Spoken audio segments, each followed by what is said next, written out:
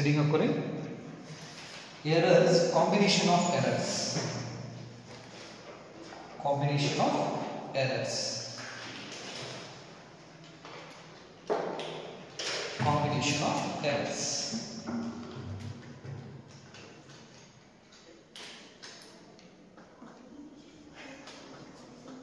Combination of errors.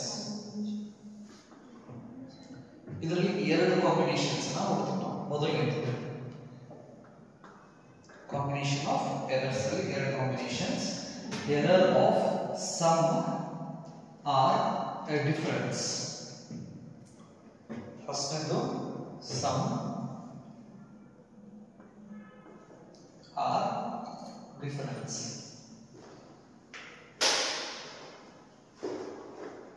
Sum or difference. ಎರಡನೇದು B product or quotients.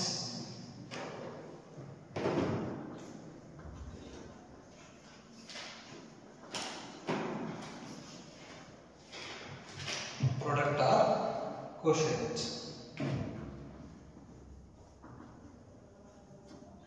So ಅಂದ್ರೆ ಇದು addition, subtraction, ಇದು multiplication, division. So ಅದರಲ್ಲಿ first one, errors of sum or difference ಅಂತ ಹಾಕೋಣ.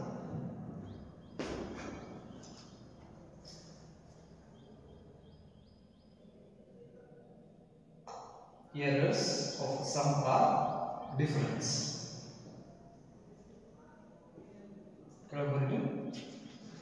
If a quantity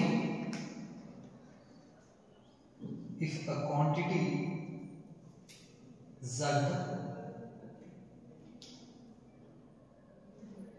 if a quantity z be expressed as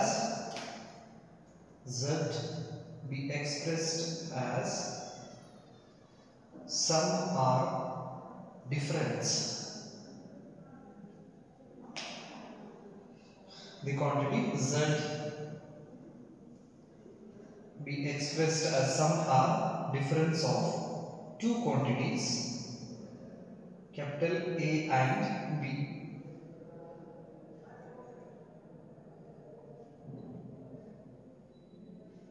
Capital A and B. Then the maximum value of error. So ಹಾಗಾದ್ರೆ sum or difference ದಲ್ಲಿ supposing ನಮಗೆ z ಅನ್ನೋ ಒಂದು quantity ಇದೆ, z is the sum of two quantities a plus b. ಎರಡು quantities ಅನ್ನು ನಾವು ಏನು ಮಾಡಿದ್ರೆ ಆಡ್ ಮಾಡಿದ್ವಿ. ಸೊ ಹಾಗಾದ್ರೆ ಅಡಿಷನ್ಸ್ ದಲ್ಲಿ measurement ಮಾಡಿ ಆಡ್ ಮಾಡಿದ್ರೆ ಎಷ್ಟು ಎರರ್ಸ್ ಮಾಡಿ ನಾವು, that is delta z is equal to delta a plus delta b ಅಂತ ಬರೀತೀವಿ. ಇದು ಸಮ್ ಮಾಡಿದಾಗ ಸಪೋಸ್ ಅದೇ ಕ್ವಾಂಟಿಟಿನ ನಾವು a minus b ಮಾಡಿದ್ರೆ ಎರರ್ಸ್ ಅನ್ನ ಇಲ್ಲಿ ಆಡ್ ಮಾಡ್ತೀವಿ, ಸಬ್ಟ್ರಾಕ್ಟ್ ಮಾಡೋದಿಲ್ಲ. ಅವಾಗಲೂ ಕೂಡ ನಾವು ಇದರ ಫಾರ್ಮುಲಾ ಯೂಸ್ ಮಾಡ್ತೀವಿ. ಬರ್ಕೊಳ್ಳಿ ಫಾರ್ಮುಲಾ.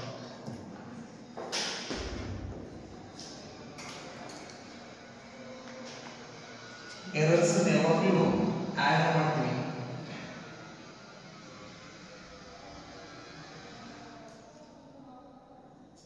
a plus b ಇರಲಿ a minus b ಇರಲಿ, ಇವೆರಡು ಎಕ್ಸ್ಪ್ರೆಷನ್ಸ್ ಎರರ್ ಫಾರ್ಮುಲಾ ಏನು, delta z is equal to delta a plus delta b ನೇ.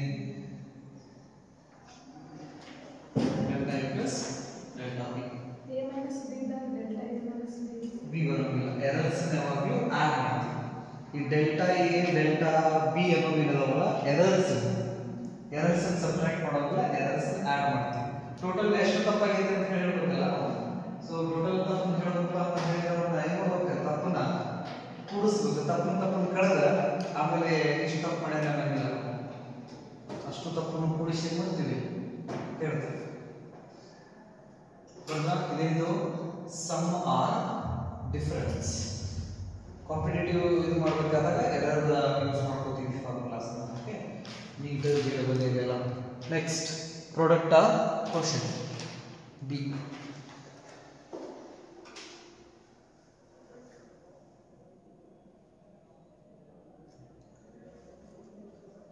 Product or quotient. If a quantity z be expressed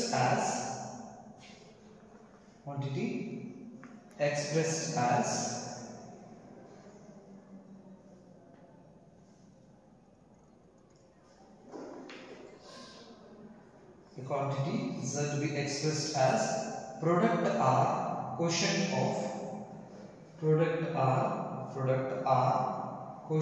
of two quantities A and B.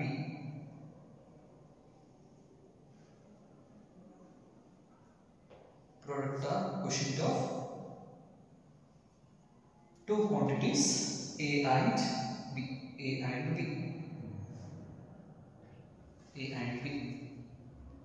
So ಇದು addition ಮತ್ತೆ subtractions ಆಯ್ತು. multiplication division ಇದರ quantity ನ ಈಗ z is equal to first multiplication a into b ಹಿಂಗಿತ್ತಂದ್ರೆ ಅಥವಾ z equal to a by b ಇತ್ತಂದ್ರೆ ಈ ತರ ಏನಾದರೂ ಫಾರ್ಮ್ಯಾಟ್ ಇತ್ತಂದ್ರೆ ಅವಾಗ ಎರರ್ ಫಾರ್ಮುಲಾನ ಹೆಂಗ್ ಬರೀತೀವಿ ನಾವು delta z divided by z is equal to delta a divided by a plus delta b divided by b. ಆದ್ರೆ ಮಲ್ಟಿಪ್ಲಿಕೇಶನ್ ಇರಲಿ ಡಿವಿಷನ್ ಇರಲಿ ಅವಾಗ ಎರರ್ಸ್ ಅನ್ನು ನಾವು ಈ ಫಾರ್ಮುಲಾನ ಯೂಸ್ ಮಾಡ್ಕೊಂಡು ಮಾಡ್ತೀವಿ.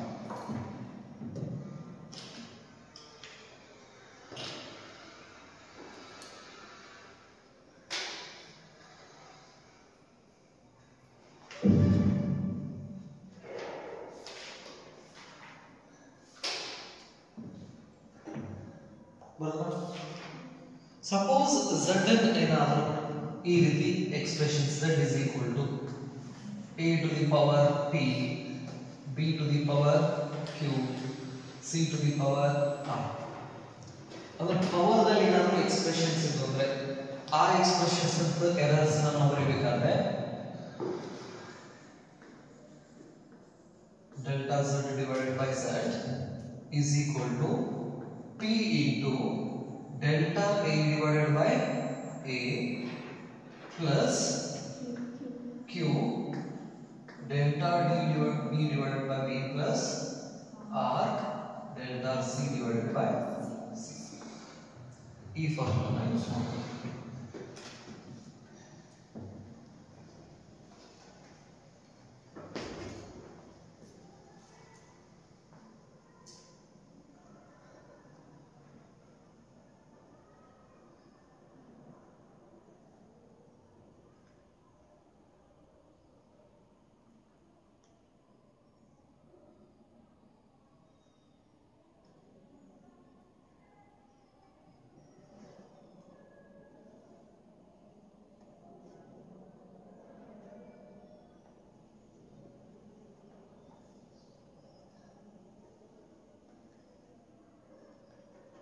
ಬರೋದಾ?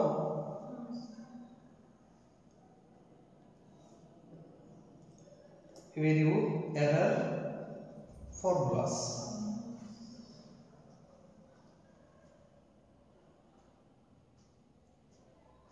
Next one is dimensional analysis or dimensions of a physical quantity.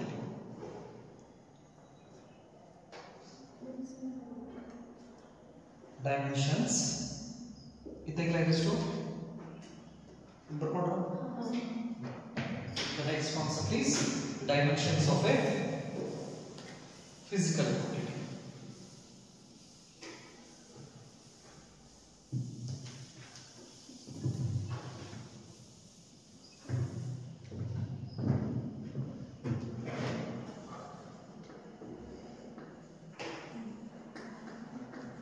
Dimensions of a physical quantity.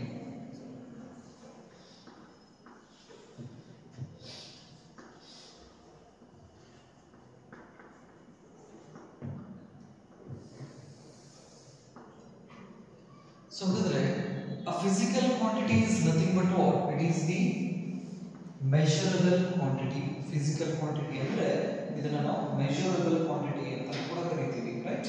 So ಹಾಗಾದ್ರೆ ಯಾವುದನ್ನ ನಾವು ಅಳತೆ ಮಾಡಕ್ಕೆ ಬರ್ತಿತ್ತಲ್ಲ ಅಂತ ಕ್ವಾಂಟಿಟಿನ ನಾವು ಏನಂತ ಕರಿತೀವಿ?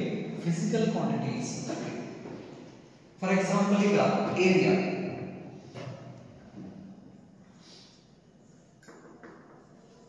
ಏರಿಯಾನ ಹೇಗೆ ಬರೀತೀರಾ? Area is equal to length into breadth ಅಂತ ನಾವು ಕರಿತೀವಿ, ಹೌದಾ? ಹಾಗಾದ್ರೆ ಇಲ್ಲಿ ಲೆಂತ್ ನ ಎಷ್ಟು ಟೈಮ್ ಯೂಸ್ ಮಾಡ್ಕೊಂಡ್ರಿ? ಲೆಂತ್ ಇಂಟು ಲೆಂತ್ ನ ಎಷ್ಟು ಟೈಮ್ ಯೂಸ್ ಮಾಡ್ಕೊಂಡ್ರಿ?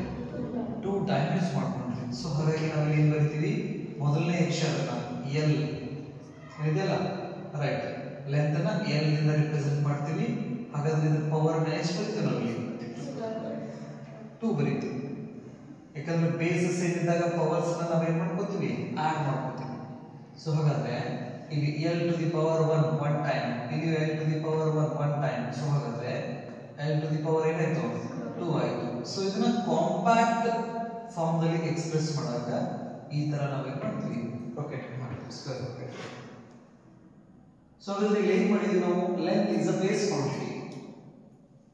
ಯಾಕಂದ್ರೆ ಫಂಡಮೆಂಟಲ್ ಕ್ವಾಂಟಿಟೀಸ್ ನೋಡಿ ನಾವು 7 ಫಂಡಮೆಂಟಲ್ ಕ್ವಾಂಟಿಟೀಸ್ ಇದಾವೆ ನಮಗೆ. ಯಾವ್ದಾವುದು? Mass, length, time, temperature, electric current, amount of substance, luminous intensity. ಇವೇ ನೀವು 7 ಫಂಡಮೆಂಟಲ್ ಕ್ವಾಂಟಿಟೀಸ್ ಅಂತ ನಾವು ಕರೀತೀವಿ.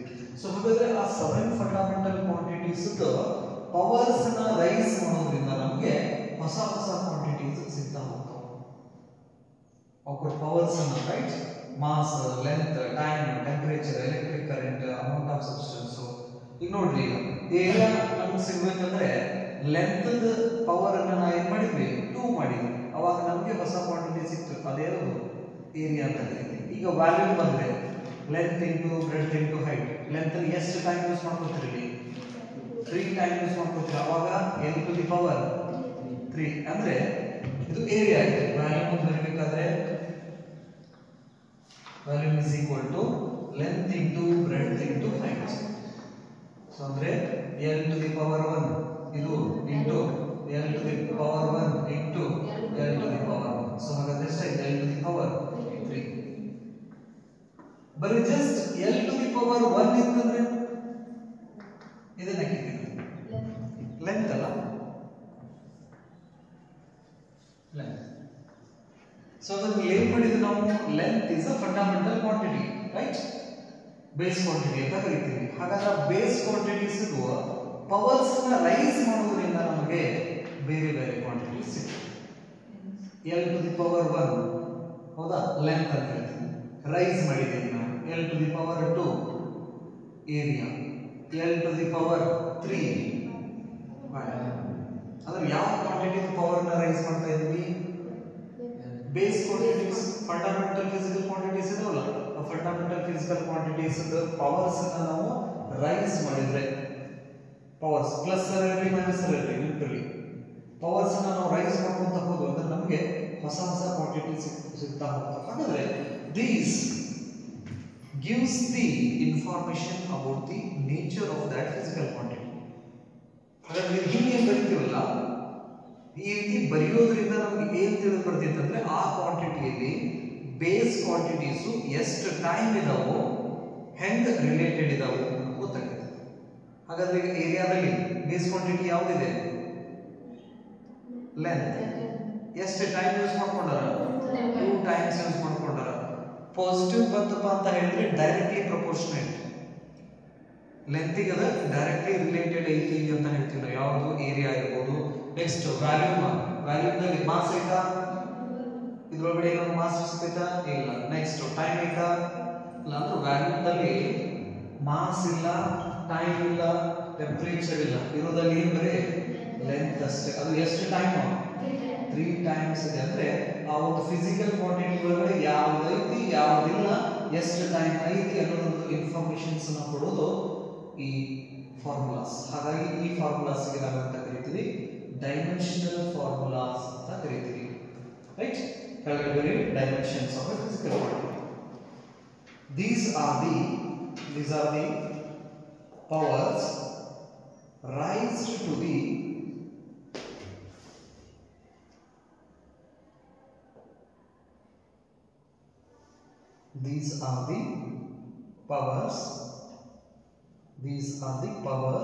raised to the fundamental physical quantities.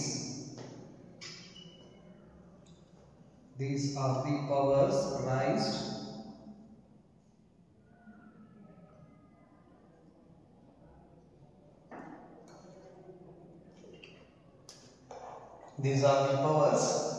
raised to the fundamental physical quantities to obtain the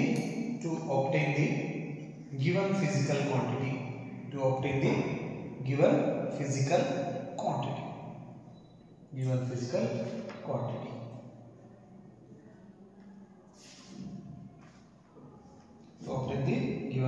quantity. Bardra? So these dimensions,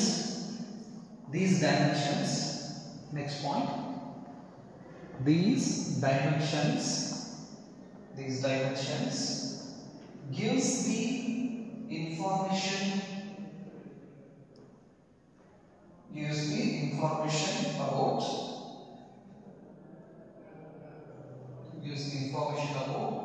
the nature of the quantities.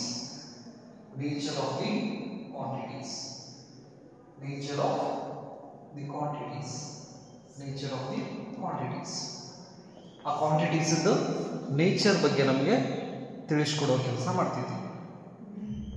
Nature of the quantities, right. ಹಾಗಾದ್ರೆ fundamental quantities ನಮಗೆ first mass ಅದು dimensions ಅನ್ನು ಬರೀತೀವಿ ನಾವು m to the power 1. So ಹಾಗಾದ್ರೆ ಇದನ್ನ 7 fundamental quantity ರೂಪದಲ್ಲಿ m to the power 1, L to the power 0, T to the power 0, temperature Kelvin to the power 0, ampere to the power 0, mole to the power 0, C2 to the power 0. ಈ ತರ total. ಹಾಗಾದ್ರೆ power 0 ಇದನ್ನ ನಾವು ಬರೀಬಹುದು ಬಿಡಬಹುದು. But complete ನಮಗೆ ಬೇಕಂದ್ರೆ ಈ ರೀತಿ ಬರೀತೀವಿ. ಇದು mass of the dimensions. So ಹಾಗಾದ್ರೆ ಈ ರೀತಿ ಹಿಂಗ್ ಬರೆದ್ರೆ mass is equal to m to the power 1. ಈ ರೀತಿ ಬರೋದು ಅಂದ್ರೆ ಇದಕ್ಕೆ ನಾವು ಡೈಮೆನ್ಷನಲ್ ಈಕ್ವೇಶನ್ ಅಂತ ಕರೀತೀವಿ.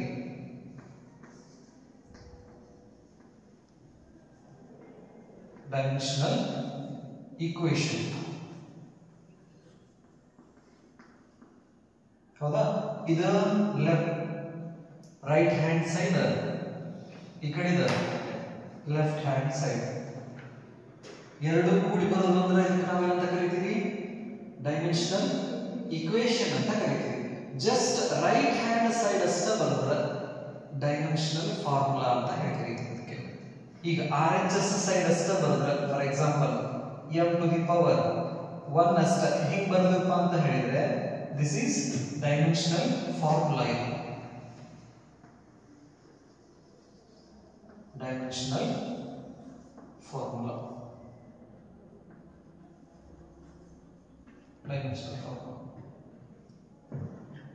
ಸೊ LHS RHS ಎರಡು ಇದ್ವಂದ್ರೆ dimensional equation.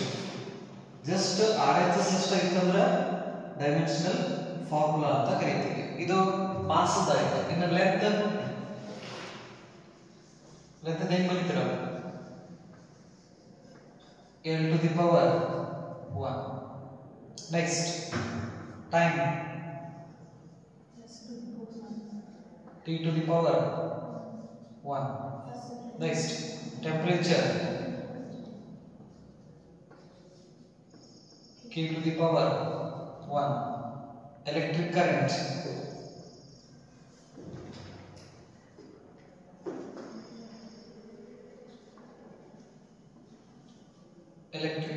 E to the power 1. Amount of substance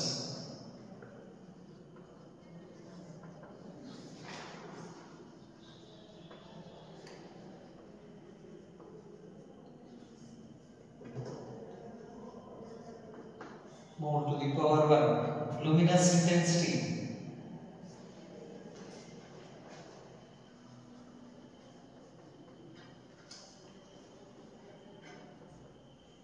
Luminous intensity. C to the power 1. ಇವೆಲ್ಲ ಏನು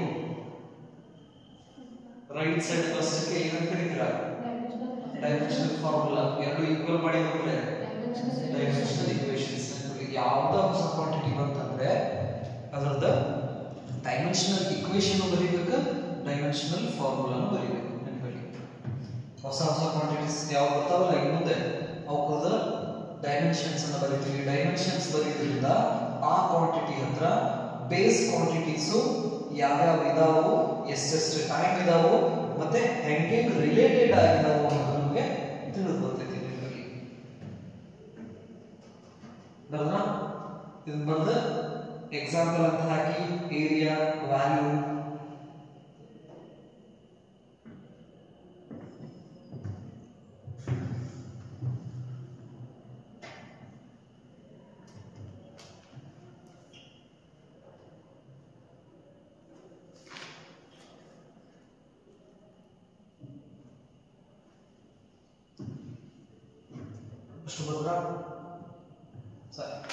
ಸೊ ಹಾಗಾದ್ರೆ ಈಗ ಹೊಸ ಹೊಸ ಕ್ವಾಂಟಿಟೀಸ್ ಡೈಮೆನ್ಷನ್ಸ್ ನಾವು ಬರೀಬೇಕಂದ್ರೆ ಫಸ್ಟ್ ಇಲ್ಲಿ ನೋಡ್ರೆ ಬರೀಬೇಕಾದ್ರೆ ಈಗ ಹೊಸ ಕ್ವಾಂಟಿಟಿ ಬಂತು ನಮಗೆ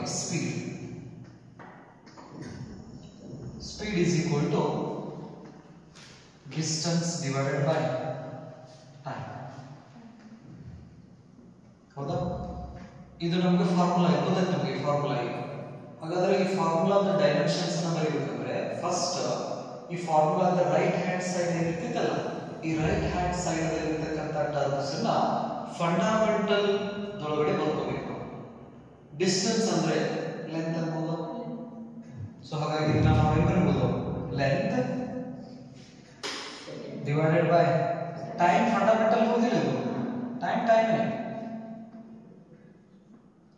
ಯೂನಿಟ್ ಸೆಕೆಂಡ್ ಅಂತ ಹೇಳ್ತೀವಿ ನೆನಪಿರಲಿ ಸೊ ಹಾಗಾದ್ರೆ ಡೈಮೆನ್ಷನ್ಸ್ ಬರೀಬೇಕಾದ್ರೆ ಫಸ್ಟ್ ಲೆಂತ್ ದ ಡೈಮೆನ್ಷನ್ಸ್ ಏನಿದೆ ಇಲ್ಲಿ l to the power 1 ಈ ತರ ಸ್ಕ್ವೇರ್ ಬ್ರಾಕೆಟ್ ಹಾಕೋ ಉದ್ದೇಶ ಏನಂದ್ರೆ ಆ ಕ್ವಾಂಟಿಟಿನ ಕಾಂಪ್ಯಾಕ್ಟ್ ಆಗಿ ಎಕ್ಸ್ಪ್ರೆಸ್ ಮಾಡಕ್ಕೆ ನಾವು ಏನು ಮಾಡ್ತೀವಿ ಯೂಸ್ ಮಾಡ್ಕೊತೀವಿ ನೆಕ್ಸ್ಟ್ ಟೈಮ್ ಒಂದು dimensions t to the power 1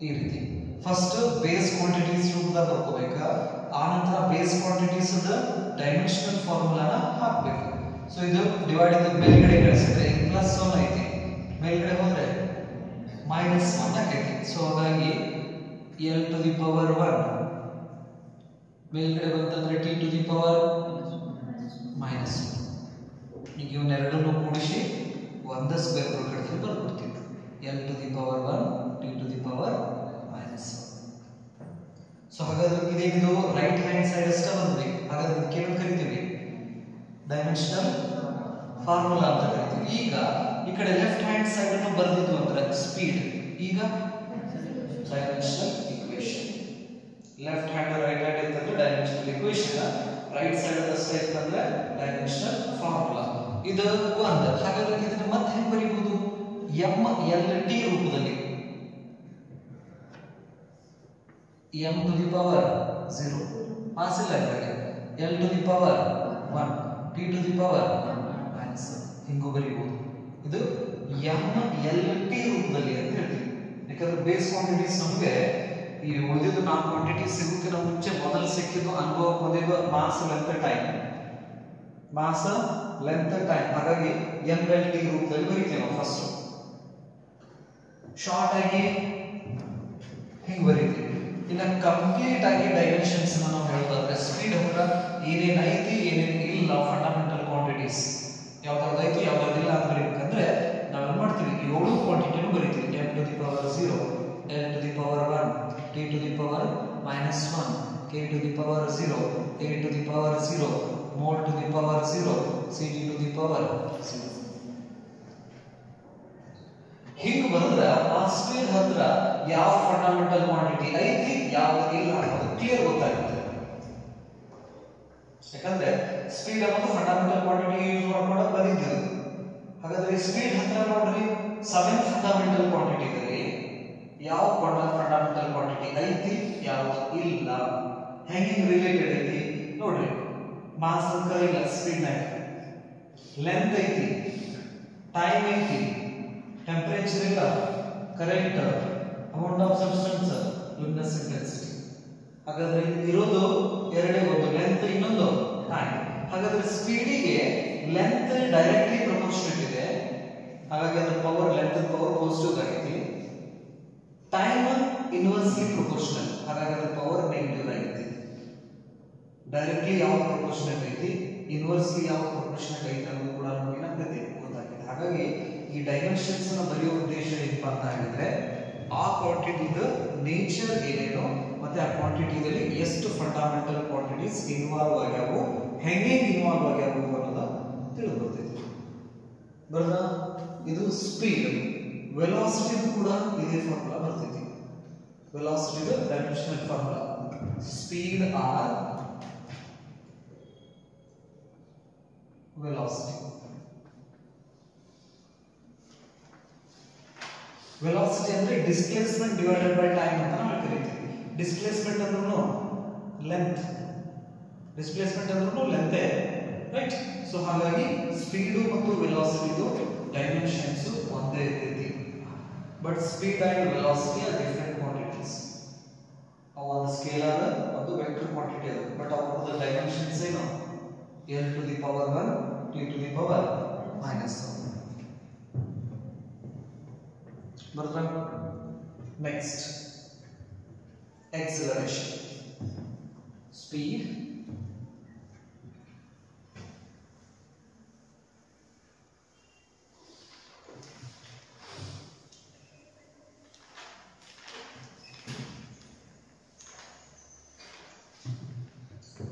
acceleration acceleration na acc ಬಂದ n ಬಂದ ಕೆಳಗಡೆ ಒಂದು ಲೈನ್ ಹಾಕ್ತೀವಿ ಇದರ ಅರ್ಥ ಏನು acceleration ಅಂತ ಹೇಳ್ತೀವಿ ವೇಗೋತ್ಕರ್ಷ ಅಂತ ಕರೀತೀವಿ ಅದಕ್ಕೆ acceleration is equal to change in velocity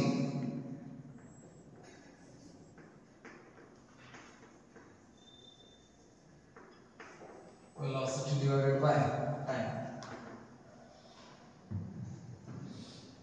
change in velocity divided by time the rate of change of velocity ಅಂತ ನಾವು ಕರೀತೀವಿ ಸೊ ಹಾಗಾದ್ರೆ a is equal to already ನಮಗೆ ವೆಲಾಸಿಟಿ ದ ಡೈಮೆನ್ಷನಲ್ ಫಾರ್ಮುಲಾ ಗೊತ್ತೈತಿ ಹೌದಾ ಸೊ ಹಾಗಾದ್ರೆ ಇರಲಿಲ್ಲ ಅಂದ್ರೆ ನಾವು ಏನು ಮಾಡಬೇಕು ಅದನ್ನ ಫಂಡಮೆಂಟಲ್ ಕ್ವಾಂಟಿಟೀಸ್ ನ ಬರ್ಕೊಂಡು ಆ ನಂತರ ಡೈಮೆನ್ಷನ್ಸ್ ಹಾಕಬೇಕು ಅಂದ್ರೆ ಈ velocity is nothing but what displacement divided by time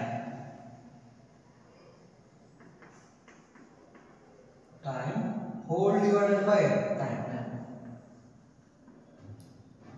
displacement ಅಂದ್ರೆ length ಅಲ್ಲ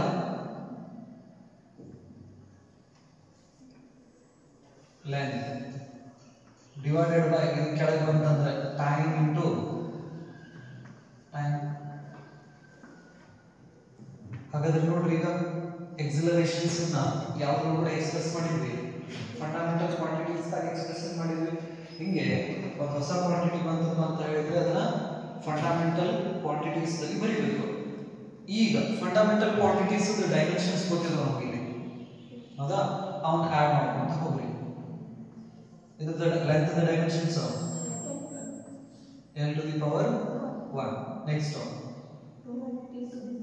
t to the power 1 t to the power 1 so the t to the power ಏನಾಯ್ತು 2 ಆಯ್ತು l to the power 1 t to the power 2 ಈಗ ಮೇಲ್ಗಡೆ ಹೋದ್ರೆ -2 so ಹಾಗಾದ್ರೆ l to the power 1 t to the power -2 ಇದರದ dimensional formula ಇದು acceleration right hand side ಇದೆ ಈಗ a ಬರೆದ್ರೆ ಏನಕ್ಕಿಂತ ಡೈಮೆನ್ಷನಲ್ ಈಕ್ವೇಷನ್ ರೈಟ್ ಬರಿ ಇದನ್ನ mlt ದಲ್ಲಿ ಬರೀಬೇಕಾದ್ರೆ ಬರೀತೀರಾ m to the power 0 l to the power 1 t to the power -2 mlt ದಲ್ಲಿ complete ಬರೀಬೇಕು ಅಂತ ಹೇಳಿದ್ರೆ ಒಂದಷ್ಟು ಯೂಸ್ ಮಾಡ್ಕೊಳ್ಳಿ ಕಾಂಪಿಟೇಟಿವ್ ಒಳಗಡೆ ನೆನಪಲ್ಲಿ ಅದರ ಕಂಪ್ಲೀಟ್ ಇನ್ಫಾರ್ಮೇಶನ್ ಸಿಗೋದು ನಮಗೆ ಈ ರೀತಿ ಬಂದಾಗ ಅವ್ರು ಏನು ಮಾಡಿರ್ತಾರ, ಹಿಂಗೂ ಕೊಟ್ಟಿರ್ತಾರ, ಹಿಂಗೂ ಕೊಟ್ಟಿರ್ತಾರ, ಹಿಂಗೂ ಕೊಟ್ಟಿರ್ತಾರ. CET ನೀಟ್ ಆ ಲೆವೆಲ್ಗೆ ಹೋದಾಗ ಸ್ವಲ್ಪ ನಾವು ವಿಚಾರ ಮಾಡಬೇಕಾ ನೆನಪಿರಲಿ. ಈಗ what is the dimensional formula of speed ಅಂತ ಹೇಳಿ ಕೊಟ್ಟ ಈ 3 ಆಪ್ಷನ್ಸ್ ಇರ್ತಾವೆ, ಇನ್ನೊಂದು ಬೇರೆ ಆಪ್ಷನ್ ಇರ್ತದೆ ಯಾವುದು. ಹಾಗಾದ್ರೆ ಇವು 4 ಆಪ್ಷನ್ಸ್ ಅಲ್ಲಿ ಕರೆಕ್ಟ್ ಯಾವುದು?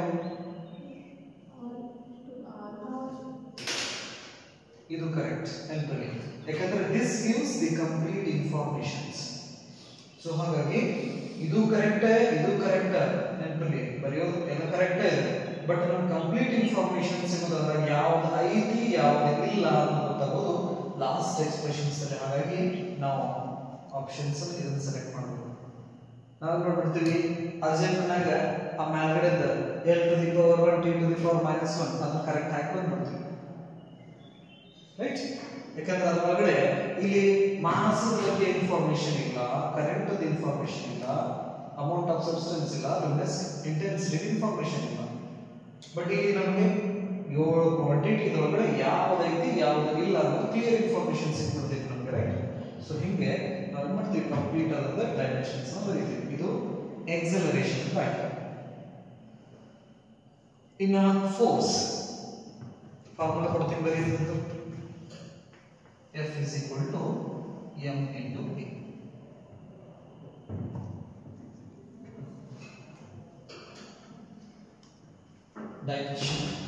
Dimensions ಬರೀರಿ.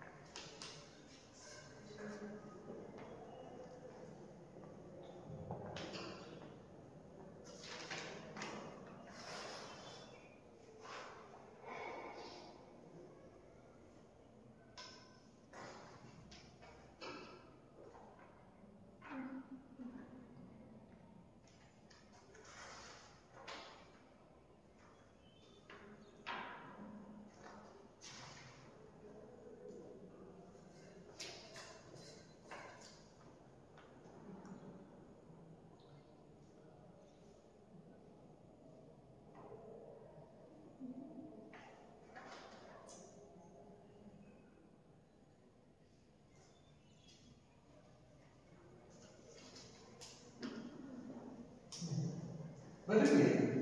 ಫಸ್ಟ್ ಅದರ ಟರ್ಮ್ಸ್ ಬರೀರಿ. F ಅಂದ್ರೆ ಫೋರ್ಸ್, m ಅಂದ್ರೆ ಏನು, ಮಾಸ್, a ಅಂದ್ರೆ ಏನು, ಎಕ್ಸಲರೇಷನ್ಸ್. ಮತ್ತೆ ಮಾಡಿದ್ರಿ. ಈಗ ನಿಮಗೆ ಮಾಸದ ಡೈಮೆನ್ಷನಲ್ ಫಾರ್ಮುಲಾ ಅನ್ಕರ ಗೊತ್ತೈತಿ, ಎಕ್ಸಲರೇಷನ್ ಅಂತ ಮಾಡ್ಕೊಂಡ್ರಿ, ಮಾಡಿರಲ್ಲ. ಈಗ ಅವನ್ನೆರಡು ಸಬ್ಸ್ಟಿಟ್ಯೂಟ್ ಮಾಡಿಬಿಟ್ರಿ, ಎರಡು ಸ್ಟೆಪ್ ನಾಗ ಬಂದ್ಬಿಡ್ತೈತಿ.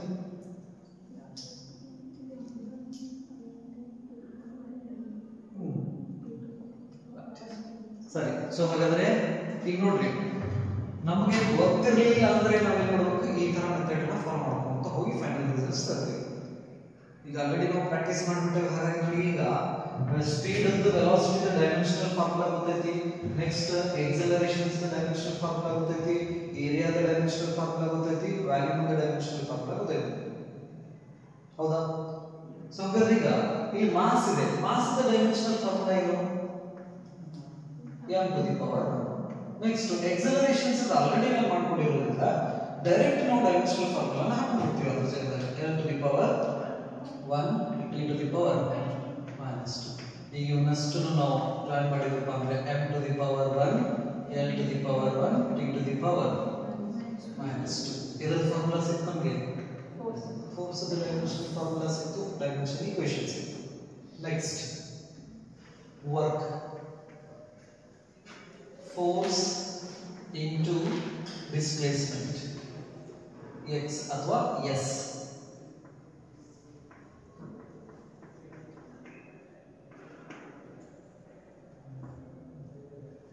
x ಅಂದ್ರೆ ಡಿಸ್ಪ್ಲೇಸ್ಮೆಂಟ್, x ಅಥವಾ s ಅಂತ ಹೇಳ್ತೀವಿ ಡಿಸ್ಪ್ಲೇಸ್ಮೆಂಟ್.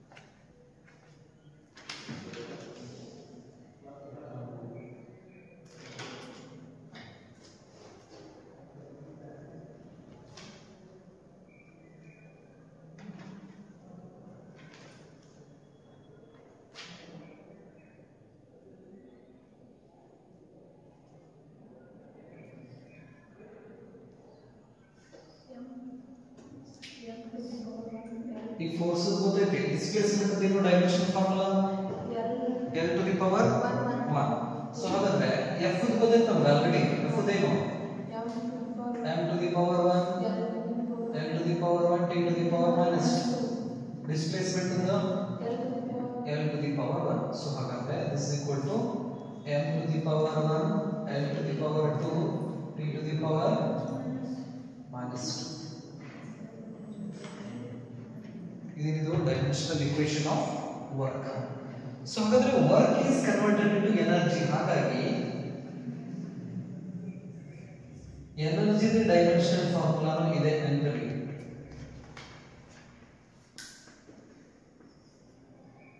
ವರ್ಕ್ ಎನರ್ಜಿ ಇವೆರಡರದ್ದು ಡೈಮೆನ್ಷನಲ್ ಫಾರ್ಮುಲಾ ಏನು ಒಂದೇ m to the power 1 L to the power 2 t to the power minus 2 Baroda next power is equal to work upon time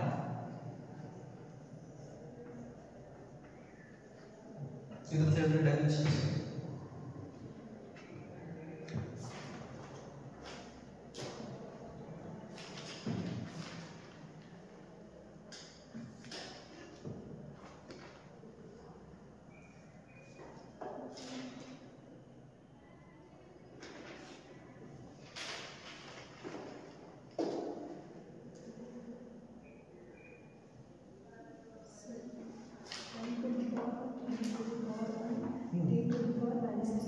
e to the power minus 3 so in work the dimensions ನಮಗೆ ಗೊತ್ತಿದೆ ಎಷ್ಟು m to the power 1 n to the power 2 t to the power minus 2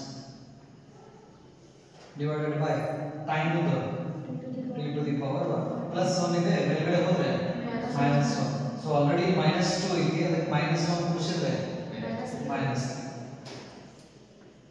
m to the power 1 n to the power 2 t to the power minus 3 ಇದು power ಗೊತ್ತಾಯ್ತು right ಇನ್ನು next linear momentum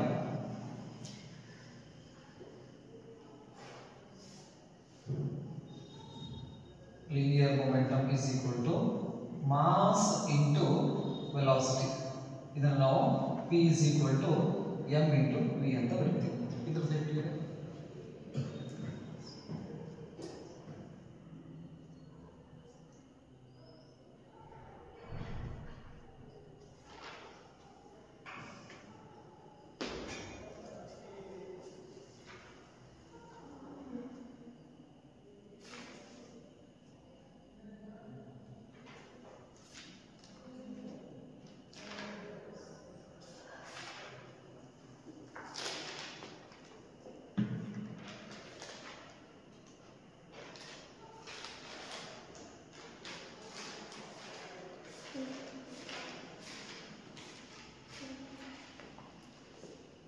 ಏನು ಬಂತು m to the power 1 L to the power 1 t to the power minus 1 so ಹಾಗಾದ್ರೆ n to the power 1 L to the power 1 t to the power minus 1 ಬರದಾ ಇದು ಇರೋದಿದು linear momentum dimensions so ಹಾಗಾದ್ರೆ just observe ಮಾಡ್ರಿ ಒಂದೇ dimensional formula ಎರಡು ಅಥವಾ ಎರಡಕ್ಕಿಂತ ಹೆಚ್ಚಿಗೆ quantities ನ ತಿಳಿಸ್ಕೊಡ್ತೀವಿ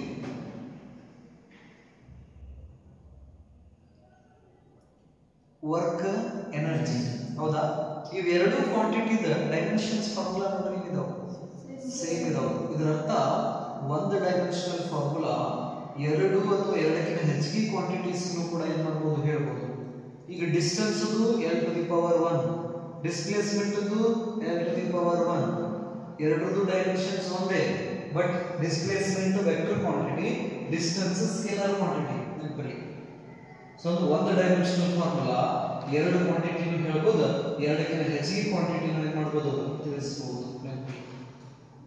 ಅಂದ್ರೆ ಈಗ ಒಂದ ಫಾರ್ಮುಲಾ ಬರೀ ಒಂದ ಕ್ವಾಂಟಿಟಿ ಹೇಳ್ತೈತೆ ಅನ್ನೋಂಗಿಲ್ಲ L to the power 1 L to the power ಬರೀ ಡಿಸ್ಟೆನ್ಸ್ ಅಷ್ಟೇ ಹೇಳ್ತೈತಿ ಅನ್ನೋಂಗಿಲ್ಲ ಅದ ಡಿಸ್ಪ್ಲೇಸ್ಮೆಂಟ್ ಅಂತ ಹೇಳ್ತೈತೆ ಈಗ ಇಲ್ಲಿ m1 l2 t to the power minus 2 ಹಾಗಾದ್ರೆ ಫಾರ್ಮುಲಾ ಬರೀ ವರ್ಕ್ ಅಷ್ಟೇನಾ ಎನರ್ಜಿ ಕೂಡ ಅದೇ ಡೈಮೆನ್ಷನಲ್ ಫಾರ್ಮುಲಾ ಹಾಗಾಗಿ dimensional formula can explain two or more physical quantities nature of the two or more physical quantities ಅಂತ ನಾವು ಕರೀತೀವಿ ಇದಿಷ್ಟು ಇದು ಡೈಮೆನ್ಷನ್ ಈ ರೀತಿ ಮುಂದೆ ಯಾವುದೇ ಒಂದು ಈಕ್ವೇಷನ್ಸ್ ಬಂತಂದ್ರೆ ಹೊಸ ಹೊಸ ಈಕ್ವೇಷನ್ಸ್ ಬರ್ತಾವೆ ಮುಂದೆ ಆ ಹೊಸ ಹೊಸ ಈಕ್ವೇಷನ್ಸ್ ಬಂದ್ರೆ ಆ ಈಕ್ವೇಷನ್ಸ್ ನೇಚರ್ ಏನು ಅಂತ ನಮಗೆ ಗೊತ್ತಾಗಬೇಕಂದ್ರೆ ನಾವು ಡೈಮೆನ್ಷನಲ್ ಫಾರ್ಮುಲಾ ಬರೀಬೇಕು ಸೊ ಹಾಗಾಗಿ ಇದೊಂದು ಸ್ಟೆಪ್ ನೆನಪಿಡ್ರಿ ಫಸ್ಟ್ ಯಾವುದೇ ಕ್ವಾಂಟಿಟಿ ಬಂತಂದ್ರೆ ನಾವು ಅದನ್ನ ಮಾಡಬೇಕಾಗಿರೋ ಮೊದಲನೇ ಕೆಲಸ ಅದರ ಡೆಫಿನಿಷನ್ ಅನ್ನ ಮಾಡಬೇಕು ಎರಡನೇ ಕೆಲಸ ಅದರ ಈಕ್ವೇಷನ್ ಅಥವಾ symbol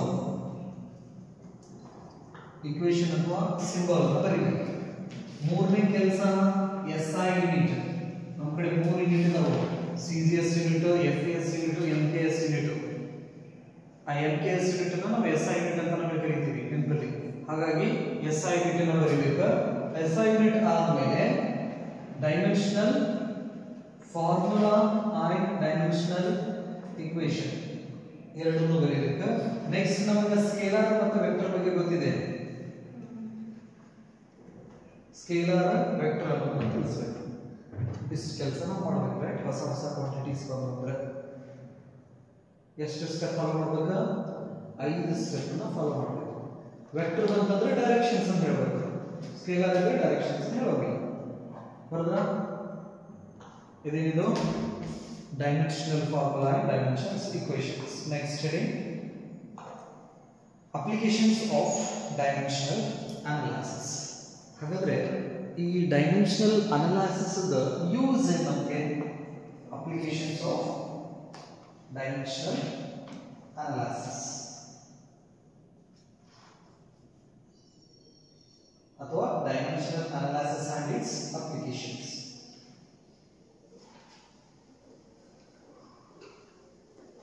Baroda applications of dimensional analysis ಅದೊಂದು ಇನ್ನೊಂದು ಬೇಕಂದ್ರೆ ನೀವು density is equal to mass divided by value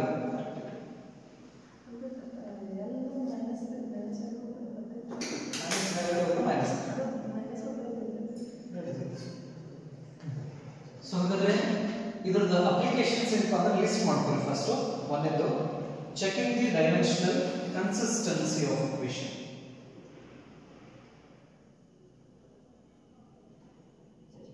checking the dimensional consistency of equations checking the dimensional consistency of equations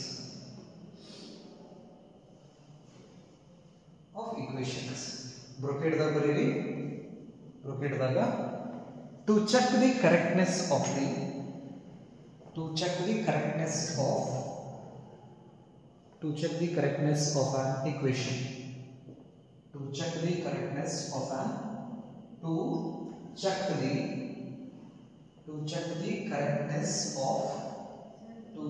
correctness of an equation ಇದು ಒಂದು application ಎರಡನೇ application deducing relation among the physical quantities deducing relation among the physical quantities deducing relation among the physical quantities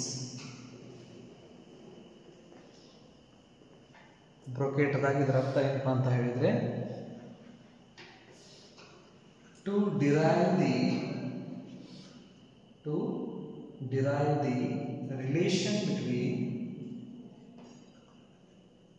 to derive the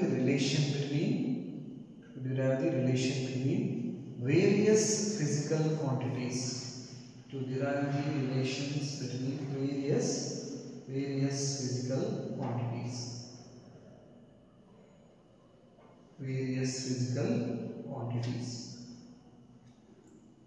ಬರೋದ್ರಾ next ಮೂರನೇದು ನಿಮಗಿರೋದು ಎರಡೇ but ಇನ್ನೊಂದು application ಐತಿದೆ ಅದನ್ನು ತಗೊಂಡ್ವಿ to convert to convert one system to another system of units. To convert one system to another system of units. To convert one system to another system of units. Even you applications of dimensional analysis in ಕೇಳ್ತಾರೆ exams ಗೆ applications of dimensional analysis ಅಂದ್ರೆ ಇವನ್ನ 3 ಇದೆ 2 marks